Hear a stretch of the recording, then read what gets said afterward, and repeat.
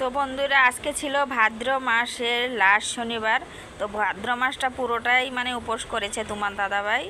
আর last শনিবারটা হচ্ছে আমিও একটু উপোস করেছি। আর আগের থেকেই বলেছিলাম একটু গুলা প্রসাদ করে দেব শনি মহারাজ দেবতাকে। তাই মানে এতটাই বৃষ্টি হচ্ছে, মানে বাইরে কি বলবে, যে এখন পুজো দিতে যাব তাও পারছি না। আর এই পুজোটাও বিশেষ করে কিন্তু বাইরেই করতে হয়, আর চালের নিচে করা যায় না। তাই আর উপায় নেই, ভিজে ভিজে করতে হবে। তো আমি ফলগুলো কেটে নিচ্ছি। অনেকক্ষণ থেকে বসে আছিলাম, প্রায় 7টা মতন বেজে গেছিলো, তারপরেও বৃষ্টি কমছিল না।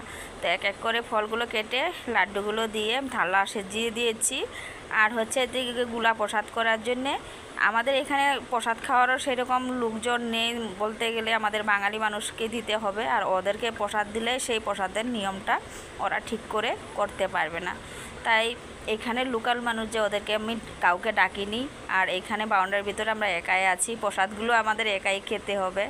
অবশ্যই এই পূজার প্রসাদটা কিন্তু সবাইকে দিয়ে খেলে খুব ভালো হয়। তো যেহেতু কিছু করার নেই, তাই আমি আগের থেকে ভেবেছিলাম যে না, আমি 1.5 কেজি করে দিয়ে গুলা প্রসাদটা করব। তারপরে ভাবলাম এতগুলো প্রসাদ ফালানো যাবে না, তার থেকে বরং আমি এই যে হাত দিয়ে মানে 5বার করে দিয়ে এইভাবে বুকটা দিলাম। তো আমি দেখো অলরেডি সাজিয়ে নিয়েছি। এখানে আরেকটা বিশেষ কথা কি, ঘি মধু সব কিছুই, দুধ চিনি সুজি আর আটা সমস্ত কিছুই দিয়ে দিচ্ছি। তারপরে আমি ভালো করে সাজিয়ে নিয়েছিলাম। তারপর হচ্ছে গিয়ে আমার বর বলছিল এভাবে নাকি দেওয়া যায় না, প্রসাদটা নাকি মেখে দিতে হয়। তারপরে আমি বললাম যে না, আমাদের বাপের বাড়ি তো এভাবে দিতে দেখেছি, হয়তো তোমাদের নিয়মে হতেও পারে। তো সেটা আমি কোনোদিন জানিও না ভালো করে, আর ওইও শিওর বলতে পারছিল না। তারপরে কি হয়েছে, আমি বললাম হবে তাহলে ঘরে ফোন করে দেখো। তারপরে ফোন করে জানতে পারে যে ওদের নাকি এরকম মেখে দেয়। তো তাই তোমার দাদা এই বাই ওই প্রসাদটাকে এখন মাখছে বসে বসে। তো আগে আমি এমনিই সাজিয়ে দিয়েছিলাম যে এটা তো মাখার প্রয়োজন নেই, তাই আমি এইভাবে করে দিয়েছিলাম। তারপর ওদের মধ্যে নাকি এই জিনিসটা মেখে দিতে হয়। তারপরে দেখো দাদাভাই সুন্দর করে মেখে দিয়েছে। তো এইভাবে মেখে কিন্তু ওরা বুক দেয়। আর তোমরাও কমেন্ট করে বলবে তোমাদের নিয়ম কেমন, এরকম মেখে দাও তোমরা কি আমি যেই আগে করেছিলাম সেইভাবে করো, একটু জানিও। তারপরে দেখো এই বৃষ্টির ভিজে আর উপায় নেই, এদিকে কতটা রাত্রি হয়ে গেছে, মানে বাইরেটাও মানে আলো নাই, অতটা অন্ধকারই। তারপরে এত বৃষ্টি ছিটা পড়ছিল, ইটাগুলো ভালো করে মানে সিমেন্টের ইটাগুলো ধুয়ে তার উপরে কিন্তু থালাগুলো এক এক করে দিয়েছি। আর প্রদীপ বাতিটা মানে মনে মনে ভয় ছিল যে নিভে যাবে নাকি, হয়তো ঠাকুরেরই কৃপা, তার জন্য মানে প্রদীপ বাতিটা নিভে নেই। আর হচ্ছে ডাবল সলতা দিয়েছিলাম সেই বয়ের কারণে। তো এইবার একটু তাড়াহুড়া করে আমরা দুইজনে একটু পুজোটা দিয়ে দিচ্ছি।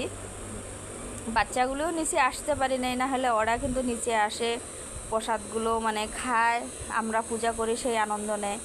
তো আমি বললাম তোরা উপরে দাঁড়িয়ে থাক, যখন পূজা শেষ হবে তখন তোদেরকে ডেকে দেবো, তারপর প্রসাদ খাইস। কারণ এতটা বৃষ্টির মধ্যে, এই ভাদ্র মাসে বৃষ্টি ভিজলে তো শরীর খারাপ হবে। তো আমার তো এমনিতেই শরীর খারাপ, আমার গলা প্রচণ্ড ব্যথা। তারপর আর উপায় নেই, ভগবানের নামে যেহেতু বলেছে যত ঝড় তুফান যায় আসুক না কেন করবই বলে, তাই একটু ধ্বনি দিয়ে দিচ্ছি এই শনি মহারাজ দেবতাকে। তো এই পূজা বিশেষ করে আমাদের আসামে যে ছোট থেকে দেখে আসছি, মানে বিশাল বড় করে করে। তো যার যতটুকু সামর্থ্য হয় সেই হিসাবে করে, কিন্তু এই পূজার প্রসাদ যদি একদানা করেও সবাই খায় তাও নাকি অনেক ভালো।